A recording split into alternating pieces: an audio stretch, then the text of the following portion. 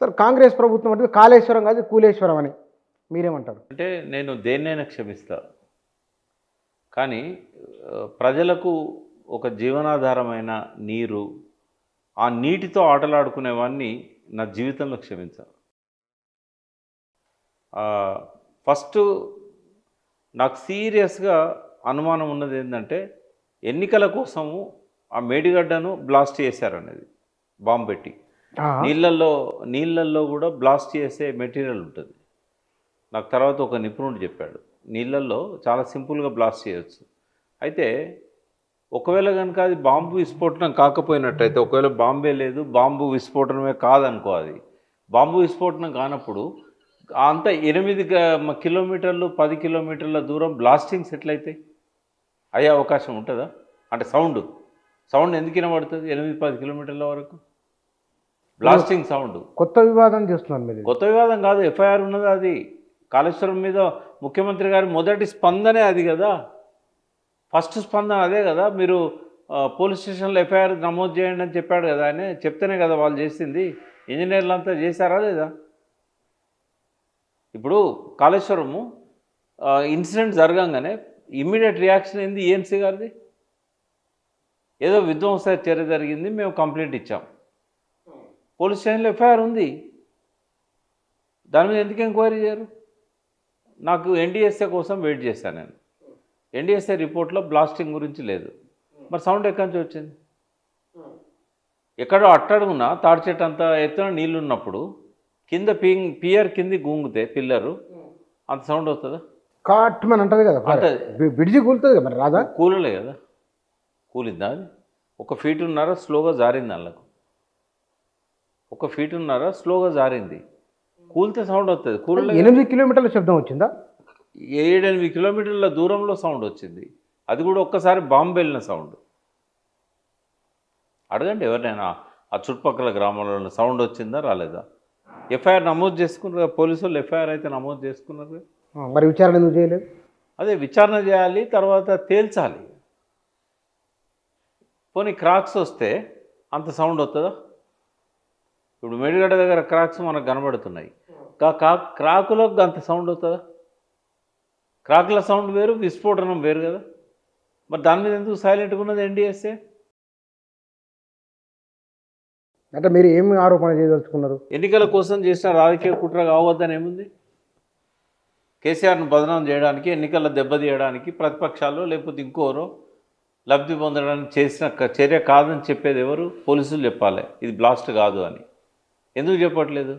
మరి బ్లాస్ట్ కానప్పుడు సౌండ్ ఎట్లా వస్తుంది? నిపుణులను పెట్టాలి, నిపుణులను పెట్టి సౌండ్ ఎక్కడి నుంచి వచ్చిందని చెప్పాలి. మరి ఎన్డీఎస్ఏ నిపుణుల ఎందుకు చెప్పలేదు? ఇంకోటి 18 నెలలు ఎన్డీఎస్ఏ తన దగ్గర పెట్టుకొని ఏం చెప్పింది? ఇప్పుడు మీ దగ్గర ఏమైనా ఆధారం మీడియా ద్వారా సంపాదించగలుగుతారా? సుందిల్లా అన్నారం పనికిరాదని ఎన్డీఎస్ఏ చెప్పిందా? ఎన్డీఎస్ఏ రిపోర్ట్లో ఉందా అట్లా? పనికిరావు ఇవి ఎట్లా చెప్తాడు ముఖ్యమంత్రి? అవి కూల్చేయాలని చెప్పి. అంటే కాళేశ్వరం కాదు, అది కూలేశ్వరం. 3 బ్యారేజీలు కూలిపోయినాయి ఎట్లా చెప్తారు? రవీంద్ర భారతిలో కూలిపోయినాయి నిజంగా. నేను మ్యాడ్ అయితే పుచ్చన్న, ఎవడన్నా ఇట్లా పిచ్చి కారు కూతలు కూస్తే నేను పిచ్చోన్న అవుతా. ఎందుకంటే ఆత్మహత్యలు ఆపడానికి కదా మాలాంటి వాళ్ళము జీవితాలను త్యాగం చేసింది, రైతుల ఆత్మహత్యలను ఆపడానికి కదా. కాళేశ్వరంని వాళ్ళ రాజకీయ క్రీడలో భాగం చేసి వాళ్ళ మళ్ళీ ఆత్మహత్యలో తెరదీస్తున్నాడు. ఈ చచ్చిపోయే ప్రాణాలకు బాధ్యత వహిస్తాడా రేవంత్ రెడ్డి? ఇవాళ 1200 మంది బలిదానాలు చేసుకున్నారు కదా, వాళ్ళు ఎందుకు చేసుకున్నారు? ఈ రైతులకు నీళ్లు కావాలి, ఈ వాళ్ళ పిల్లలకు ఉద్యోగాలు కావాలి, ఇవే కదా ఆకాంక్షలు. అంటే వేరే ఏమైనా ఉన్నాయా? మరి నీ రాజకీయ క్రీడలో నువ్వు 100 తిట్టుకో నీ శత్రువును, కానీ కాళేశ్వరం ఎందుకు బలి చేస్తావు నువ్వు మధ్యలో? ఇవాళ ఎందుకు స్టోర్ చేయట్లేదు 2 సంవత్సరాల నుంచి? ఒకప్పుడు క్యూములేటివ్గా 60 లక్షల ఎకరాలకు నీళ్ళు ఇచ్చినాయి అవి. ఇప్పుడు నీకు ఎనడన్నాళ్ళ నింపినందువల్ల మేడిగడ్డకు వచ్చినట్టు దానికి ఏమైనా ముప్పు వాటిల్లిందా? మేడిగడ్డ నీళ్ళు నింపొద్దని చెప్పిందా సుందిల్లులో అన్నారంలో? అసలు ఒక విషయం అర్థం చేసుకోడు. పాలనకు వచ్చి ఇప్పుడు 16 నెలలు దాటింది. కాళేశ్వరం అంటే ఏందో తెలియదు, ఆ నీళ్ళ లెక్క తెలియదు, ఏబిసిడీలు తెలివాయి. ఆయన ముఖ్యమంత్రిగా పరిపాలన చేస్తే పర్లేదు, కానీ రవీంద్ర భారతిలో పోయి ఇది కూలేశ్వరము. ఇంకోటి చిన్న కామన్ సెన్స్ క్వశ్చన్, మీ కెమెరామెన్ అడిగినా చెప్తాడు. కాళేశ్వరంలో 1,02,000 కోట్లు అయింది 3 బ్యారేజీలకేనా? 450 కోట్లు 4,500 కోట్లు దీనికి అయింది. ఏది మన మేడారము దీనికి మేడిగడ్డ అన్నారం సుందిళ్ళకి ఎంత అయింది? మొత్తం కలిపి 15,000 కోట్లు కూడా కాలే కదా ఈ మొత్తం కలిపి. ఈ మొత్తం కలిపి 15,000 కోట్లు కాలేదు. 3 బ్యారేజీలు కలిపి ఎట్లా వాళ్ళు 1,02,000 కోట్లు ఎట్లా అయింది? అదే మిగతా టన్నెల్స్ వర్క్స్ నందిమేడారం అవన్నీ కూలిపోయినాయా? కూలిపోతే మల్లన్న సార్ నుంచి నీళ్ళు ఎట్లా ఇస్తున్నాడు? ఎందుకు పిచ్చి మాటలు మాట్లాడి మాలాంటి వాళ్ళకు బీపీ పెంచుడు? అంత ప్రతిష్టాత్మకమైన ప్రాజెక్టు కూలడం వలన దాని నిర్వహణ లోపం 3 ఏళ్ళు పట్టించుకోలేదు ఎవరు చెప్పాలి? ఆ చెప్పేటోడు చెప్పిండా? ఎన్డీఎస్ఏ చెప్పిండా? నీకేమన్నా తేల్చిండా? నిర్ధారణ చేసిండా? 18 నెలలు పెట్టుకున్నాడు, తేల్చిండా? అక్టోబర్ 21 నాడు అది ప్రమాదం జరిగింది మేడిగడ్డకు. 30వ తారీఖు నాడో 31 నాడో 5 అక్టోబర్ 31 ఢిల్లీలో నేరుగా ప్రెస్ రిలీజ్ చేశారు. ఆ రోజు ఏం చెప్పిందో మొన్న ఇచ్చిన రిపోర్ట్లో కూడా గదే ఉన్నది. ఏమంటాడు? నిపుణులను పెట్టి ఎంక్వైరీ చేయాలన్నట. 18 నెలలు నీకు నిపుణుడే దొరకలేదా? ఎన్డీఎస్ఏ ఇచ్చింది ఆ స్టేట్మెంటు. దేశంలో డ్యామ్లకు బాధ్యత వహించాల్సిన వాడు 18 నెలలు ఎంక్వైరీ పేరు మీద కాలయాపన చేసి అప్పుడు చెప్పేది ఏంది? నిపుణులను పెట్టి ఎంక్వైరీ చేయించాను. దీని ఉద్దేశపూర్వకంగా చాలా ఉద్దేశపూర్వకం. ఏంటంటే రాజకీయ క్రీడలో కాళేశ్వరం బలి చేసిండ్రు, ప్రజల ప్రాణాలతో ఆడుకుంటున్నారు.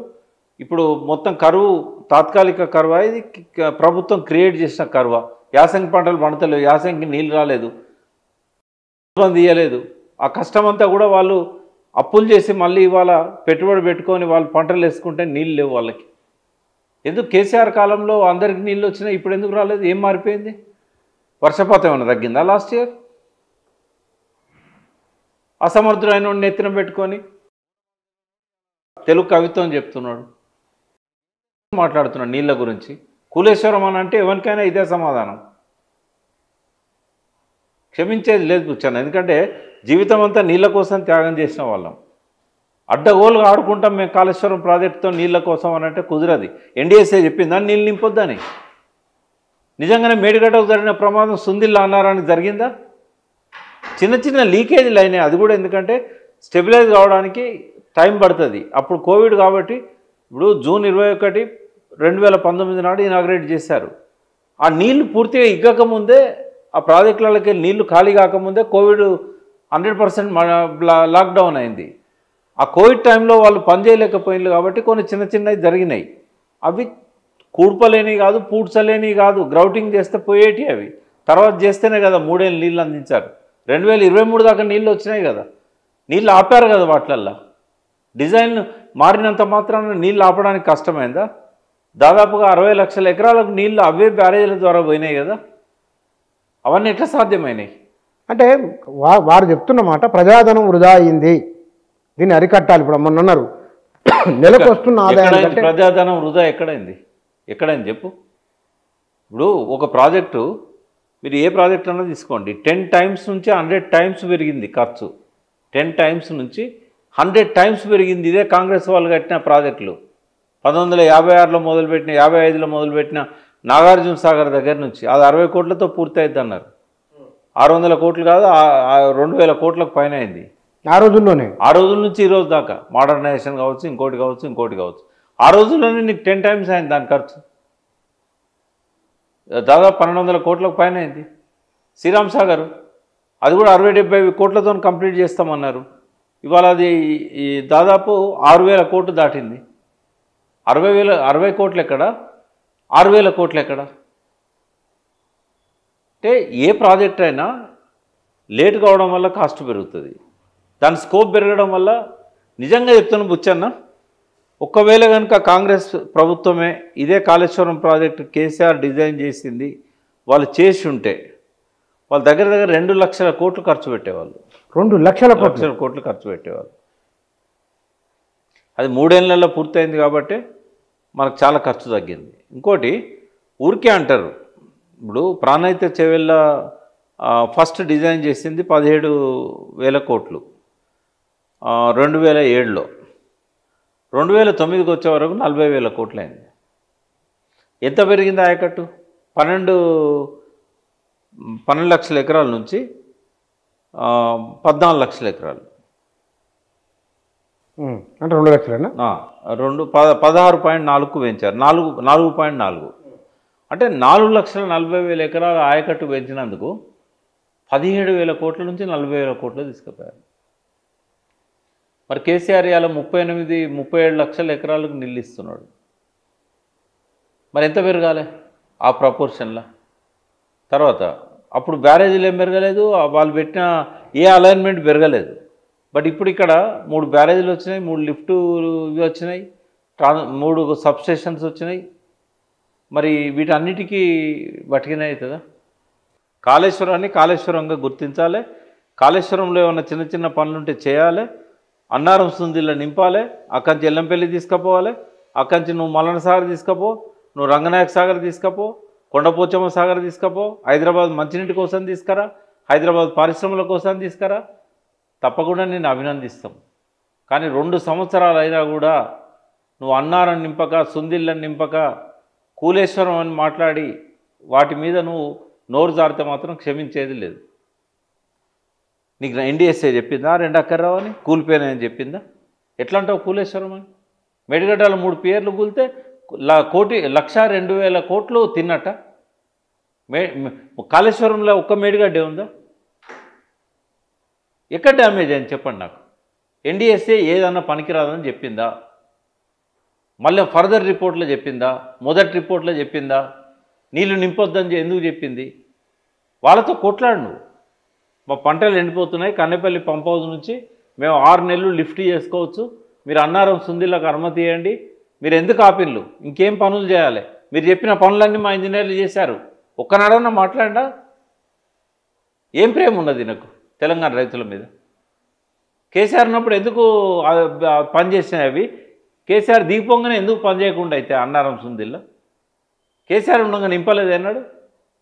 కూలేశ్వరం అని సంబంధం లేకుండా 10th క్లాస్ రిజల్ట్స్కున్న కాళేశ్వరం సంబంధం ఏంది? బసవేశ్వరుని జయంతికున్న కాళేశ్వరానికి సంబంధం ఏమున్నది? మేడే సెలబ్రేషన్స్కి కాళేశ్వరానికి ఏం సంబంధం ఉన్నది? వాడేవాడు ఆవు కథ అని చెప్పినారు, ఆవు కథ చెప్పినట్టుగా వేదిక దొరికితే చాలు, మైక్ దొరికితే చాలు, కాళేశ్వరం కూలేశ్వరం ఇంత విషయం చెప్పేటోడు ఏం గౌరవం ఉంది నీకు? కాళేశ్వరం కేసీఆర్ సొంత ఆస్తే? కాళేశ్వరం వల్ల కేసీఆర్ పొలాలకు మాత్రమే పోతున్నాయి నీళ్ళు. ఈ దౌర్భాగ్యపు మాటలు చూస్తే మంట రాకపోతే ఏమవుతుంది? పెట్టని కేసులు పెట్టమని. ఎన్ని కేసులు పెడతాడు? కాళేశ్వరం విషయంలో ఏం చేయాలంటారు మరి? కాళేశ్వరం విషయంలో చేయాల్సింది ఏంటంటే, ఫస్ట్ ఈ మేడిగడ్డ నువ్వు రిపేర్ చేయకపో, దాని పక్కకు పెట్టు. కనీసము జూన్ నుంచి డిసెంబర్ దాకా నీళ్ళని ఎత్తిపోయాలి. దానికి ఏ అడ్డంకి లేదు. ఎన్డీఎస్ఏ కూడా 2 బ్యారేజీలు పనికిరావని చెప్పలేదు. మళ్ళొకసారి ఎన్డీఎస్ఏని అడగండి, నీళ్లు నింపడం వల్ల ఏం సమస్య ఉన్నది? ఆ సమస్య ఏదో పరిష్కారం చేసుకొని, ఇప్పుడు టైం ఉన్నది కదా, ఇప్పుడు నెక్స్ట్ సీజన్ అంతా ఇంకో 1 మంత్ దాకానైతే మనకు టైం ఉంది కదా వర్షాలు పడడానికి. రిపేర్ చేయి. 1 మంత్ కాకపోతే జూలై దాకా రిపేర్ చేసుకో. పెద్ద వరదేని రాదు అప్పటి వరకు. ఓ 2 నెలలు టైం తీసుకొని రిపేర్ చేయి జూన్ ఎండింగ్ వరకు. ఇంకేమన్నా చేయాల్సినవి ఉంటే ఎన్డీఎస్ఏ వాళ్ళు ఏం చెప్పినా అన్నీ చేసిండ్రు వీళ్ళు. ఇంకా ఏమన్నా ఉంటే చేసి కన్నెపల్లి పంప్ హౌస్ నుంచి నీళ్ళు లిఫ్ట్ చేసి మొత్తం రిజర్వాయర్ 141 టీఎంసీలు రిజర్వాయర్ నింపు. గోదావరిలో నీళ్ళు నింపు. మన బ్యారేజీలు నీళ్ళు నింపడానికి కట్టినాయి. కొన్ని బ్యారేజీలు ఏమో వచ్చే ఫ్లోను వచ్చేటట్టు వదిలిపెట్టడానికి కట్టేటి. ధవళేశ్వరం, ప్రకాశం. మనది అట్లా కాదు. మనది రిజర్వాయర్లో నీళ్ళు నింపడానికి పెట్టింది. అది కనీసం ఒక 30-35 టీఎంసీలు మనం నదిలో కానీ బ్యారేజీల దగ్గర కానీ ఆపుకోవచ్చు. అది ఆపుకో. మల్లన సాగర్కి లిఫ్ట్ చేయి, కొండపోచమ్మకు లిఫ్ట్ చేయి, రంగనాయక సాగర్కి లిఫ్ట్ చేయి, అన్నపూర్ణ రిజర్వాయర్కి లిఫ్ట్ చేయి, మిడ్ మార్నేర్ నింపు. ఎవరు వద్దన్నారు? టెక్నికల్గా సాధ్యమా కాదా చెప్తుంది నీకు ఎన్డీఎస్ఏ. నీ ఇంజనీర్లే చెప్తారు ఎన్డీఎస్ఏ అవసరం లేదు దానికి. అవి రైతులకి చెరువులను అనుసంధానం చేయి, వాగులను అనుసంధానం చేయి, చెక్ డ్యాములన్నీ నింపు. 825 చెక్ డ్యాములు 5,000 కోట్లతో కట్టాం. అవన్నీ ఖాళీ అయిపోయినాయి. ఇప్పుడు కల్వకుర్తి, నెట్టెంపాడు, భీమా అప్పుడెందుకు 10 లక్షల ఎకరాల పంటలు పండినాయి? మీరు నాగర్ కర్నూలు వాళ్ళు అప్పుడెందుకు పంటలు పండినాయి? ఇప్పుడు ఎందుకు పంటలేవు? నీళ్ళ నిరంజన్ రెడ్డి మండు టెండర్ లోపల మే 5వ తారీఖు నాడు చెరువు అలుగుపోయేటట్టు చేశాడు, వాగుల్లో నీళ్లు పోయేటట్టు చేశాడు. ఇప్పుడు ఎందుకు కాలే? డిండి ప్రాజెక్ట్ ఎందుకు ముడతలేవు? పాలమూరు రంగారెడ్డి 80% అయిపోయింది, ఎందుకు కంటిన్యూ చేయట్లేదు? ఈ విషయాలన్నీ అర్థం చేసుకోవాలి కదా. మాకేం దూరపోడు కాదు రేవంత్ రెడ్డి, చాలా దగ్గర మిత్రుడే. కానీ ఇటువంటి కాళేశ్వరం కూలేశ్వరం అంటే నా సొంత తమ్ముడు అన్నా కూడా నేను స్పేర్ చేయాలి, అవగాహన తెచ్చుకొని మాట్లాడాలి. ఒక 3 బ్యారేజీల మీదనే 1,02,000 కోట్లు ఖర్చు పెట్టిండు కేసీఆర్. ఆయన అధికారంలోకి రాకముందే 1,00,000 కోట్లు తిన్నాడు అన్నట్టే జనం నమ్మి కేసీఆర్ని దించేసిండు. 93,000 crores ఖర్చు అయినాయి అప్పటి వరకు. కేసీఆర్ ఏం మార్చిండు బుచ్చన్న? మొత్తం రాజశేఖర రెడ్డి డిజైన్ చేసింది, రాజశేఖర రెడ్డి కాంట్రాక్ట్ ఇచ్చింది, మెగా వాళ్ళకి ఆయనే ఇచ్చిండు, నవైగా వాళ్ళకి ఆయనే ఇచ్చిండు, మిగతా కంపెనీలకు ఆయనే ఇచ్చిండు. అవే కంటిన్యూ అయినాయి వర్క్స్. మారిన పరిస్థితుల వల్ల కొంత బడ్జెట్ పెరిగింది. ఓన్లీ 3 బ్యారేజీలే కదా కేసీఆర్ కట్టింది. మిగతా కాళేశ్వరం అంతా కేసీఆర్ ఖాతాలో ఎట్లెత్తాడు? రాజశేఖర రెడ్డి ఉన్నప్పుడే టెండర్లు ఫైనల్ చేశారు. కేసీఆర్ ఆయకట్టు పెంచిండు, దానికి సరిపోను వాటర్ లేదు కాబట్టి రిజర్వాయర్లు స్టోరేజ్ పెంచిండు, 3 బ్యారేజీలు కట్టిండు, 3 పంపింగ్ స్టేషన్లు, 3 సబ్ స్టేషన్లు కట్టిండు. అంతకుమించి మొత్తం కాళేశ్వరం అంటే ఈ 3 బ్యారేజీలేనా? ఉండడం కాళేశ్వరం దగ్గర ఉండొచ్చు, కానీ మొత్తం 1,02,000 కోట్లు ఒక 3 బ్యారేజీలకైనా. ఈ విషయంలో ప్రభుత్వం మంత్రి కూడా మీకు స్నేహితులే, సమితి శాఖ మంత్రి కూడా, ముఖ్యమంత్రికి మంత్రికి ఇద్దరికి మీరు సూచన ఒక మిత్రునిగా. ఫస్ట్ కాళేశ్వరానికి అగెనిస్ట్గా మాట్లాడడం మానుకోండి. ఎందుకంటే కాళేశ్వరం కేసీఆర్ ఆస్తి కాదు. కేసీఆర్కు మాత్రమే నీళ్ళు ఇచ్చే కాలువలు లేవు కాళేశ్వరంలో. కాళేశ్వరం అంటే 3 బ్యారేజీలు కాదు. ఒకసారి టూర్ వేసుకోండి, కాళేశ్వరం ఎక్కడ మొదలవుతుంది, ఎక్కడ వస్తుంది. కాళేశ్వరం వేస్ట్ అయితే నీ మంత్రి పోయి పూజలు ఎందుకు చేస్తాడు? మల్లన్న సాగర్ దగ్గర నీళ్ళు ఎందుకు ఇస్తాడు? హైదరాబాద్కు మంచినీళ్ళకి ఎందుకు ఇస్తున్నారు? మల్లన్న సాగర్ కానీ కాళేశ్వరం కానీ అన్నీ కూడా తెలంగాణకు ఒక వెన్నెముక. ఫస్ట్ దాని విశ్వరూపం అర్థం చేసుకోండి, అది రైతులకు ఎంత ఉపయోగపడుతుందో అర్థం చేసుకోండి. కష్టపడైనా సత్వరమే దాన్ని పూర్తి చేయండి. అటు ఎన్డీఎస్ఏ వాళ్ళు చెప్పింది ఏమున్నదో ఆ నిపుణులను అపాయింట్ చేయండి. కారణాలు తర్వాత మీరు తెలుసుకుందరు కానీ, శిక్షలు తర్వాత ఎద్దురు కానీ. పీసీ ఘోష్ కమిషన్ రిపోర్ట్ ఇచ్చినాక మీరు శిక్షలు వేసుకోండి, ఎవరు వద్దంటలేరు. కాళేశ్వరంలో అవినీతి ఉంటే పట్టుకొని ఆ దోషులను శిక్షించండి, కానీ రైతులకు నీళ్ళు ఇవ్వండి. కాళేశ్వరం కూలేశ్వరం అనే ఇంకొకసారి మాట్లాడితే మేము రైతులకు పిలిపియాల్సి వస్తుంది. కాళేశ్వరాన్ని అవమానపరిచే విధంగా మాట్లాడితే, కూలేశ్వరం లాంటి మాటలు మాట్లాడితే అది ఎవ్వడు మాట్లాడినా కూడా ఇవ్వాల్సి వస్తుంది పిలుపు. కాళేశ్వరం అనేది ప్రజల సొమ్ముతో కట్టింది, ఎవరిని అయ్యే జాగిరి కాదు. ఇష్టం వచ్చినట్టు ఆటలాడుకుంటే క్షమించడానికి సిద్ధంగా లేము. ఉత్తమ్ కుమార్ రెడ్డికైనా రేవంత్ రెడ్డి గారికైనా మేము చెప్పబోయేది ఇదే, వీళ్ళనంత తొందరగా దాన్ని కంప్లీట్ చేసి నీళ్ళు ఇవ్వండి. శిక్షలు వేసుకోండి, దోషం పట్టుకోండి. ఆ బాంబులు పెట్టినోడు ఎవడు, సౌండ్ ఎందుకు వచ్చింది ఎంక్వైరీ చేయండి. మాకు వాటి పట్ల కన్సర్న్ లేదు. కారణాలు మీకు అవసరం రాజకీయంగా, మాకు కావాల్సింది నీళ్లు. రైతుల ప్రాణాలు కాపాడండి, ఎండిపోయే పొలాలు కాపాడండి. రేపు 5వ తారీఖు నాడు కాళేశ్వరం గుళ్ళే మీటింగ్ పెడుతున్నాం. ఎమ్మెల్యే మాజీ మంత్రి ఈశ్వర్ గారు, అక్కడున్న స్థానిక శాసనసభ్యుడు మధు గారు, మంత్రిని పుట్టమధు గారు, మేమందరం కలిసి కాళేశ్వరం గుళ్ళనే మీటింగ్ పెడుతున్నాం. అక్కడ పక్కనే ఉన్న భూపాలపల్లి మాజీ శాసనసభ్యుడు, ఇప్పుడు కౌన్సిల్లో ప్రతిపక్ష నాయకుడు వంశోనాచారి గారు కూడా వస్తున్నారు, రైతులు వస్తున్నారు. వాళ్ళకి ఏం చెప్పాలి? ఇష్టం వచ్చినట్టు కాళేశ్వరం తిడుతూ ఉంటే ఎవరికి మేమేం చెప్పాల్సి వస్తుంది? ముఖ్యమంత్రి ఉత్తమ్ కుమార్ రెడ్డి కన్సర్న్ లేదని చెప్పాలా? మాతో నా మాటలు మాట్లాడించాలని ఉందా? ఇంకా దాన్ని పూర్తిగా బిలిటల్ చేసే విధంగా మాట్లాడకండి. కాళేశ్వరం అనేది ఎప్పటికైనా ప్రాణధార, జీవధార. మీకు తెలిసినా తెలియకపోయినా మీ మనోడు మునిమనవల వరకు కూడా కాళేశ్వరమే దిక్కు. గోదావరి బిడ్డలుగా మాకున్నది ఆ కన్సర్న్. ఉత్తమ్ కుమార్ రెడ్డి కానీ రేవంత్ రెడ్డి కానీ కృష్ణా బేసిన్లో పుట్టిన వాళ్ళు, వాళ్ళకి గోదావరి పట్టదు.